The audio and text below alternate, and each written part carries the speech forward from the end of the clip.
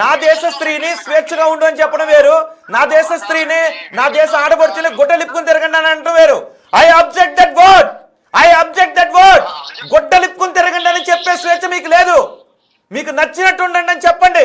గుడ్డలిప్పుకుని తిరగండి అని నా దేశ స్త్రీకి ఎలా చెప్తారు? నా దేశ స్త్రీకి గుడ్డలిప్పుకుని తిరగండి అని ఎలా చెప్తారు? నా దేశ ఆడపడుచులు గుడ్డలిప్పుకుని తిరగండి అని ఎలా చెప్తారు? మీకు నచ్చిన బట్టలు వేసుకోండి, ఎవడైనా వచ్చి అడిగితే కోస్తానని చెప్పండి. మీకు నచ్చిన బట్టలు వేసుకోండి అని చెప్పండి.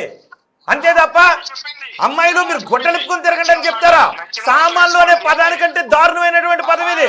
సామాన్లు అనే పదం శివాజీ వాడడం ఎంత తప్పో, సామాన్లు అనే పదం శివాజీ వాడడం ఎంత తప్పో, గుడ్డలిప్పుకుని తిరగండి అంటాం కూడా అంతే తప్పు. అంటే విదేశాల్లో తిరుగుతూ మీరు గుడ్డలిప్పుకుని తిరుగుతున్నటువంటి స్త్రీల్లో విదేశాల్లో డబ్బులు ఇచ్చి మరీ తిరుగుతుంటే అలా భారతదేశంలో ఉన్న స్త్రీలను కూడా మీరు ప్రపంచ దేశాలకి చూపించాలనుకుంటున్నారా? భారతదేశంలో ఉన్న స్త్రీలు గుడ్డలిప్పుకుని తిరుగుతారని ప్రపంచ దేశాల ముందు చెప్పాలనుకుంటున్నారా? తప్పు కదా అది.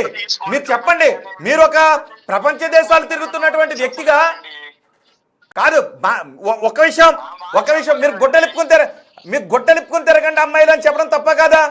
మీరు మీరు మీరు రకరకాల భాషలు మాట్లాడతారు, రకరకాల దేశాలు తిరుగుతారు, రకరకాల సంస్కృతులు తిరుగుతారు, చెప్పే విధానం కూడా ఉంటుంది. మనం ఒకటే చెప్తుంటండి, ఏ విధానం అయినప్పటికీ కూడా మీ అమ్మగారిని మీ నాన్నగారిని పిలవండి అంటానికి ఇంకోటి అంటాం కదా, ఆ పదాన్ని వాడకూడదు. తెలియక వాడాడు అంటాం కూడా తప్పే, తెలియక వాడాడు అంటాం కూడా తప్పే. మీ బాబుని పిలంటానికి మీ నాన్నగారిని పిలవండి అంటానికి తేడా ఉంది. బాబు అంటే కూడా ఇదే. మరి ఇవన్నీ కూడా తప్పే. భాష అనేది చాలా ఇంపార్టెంట్.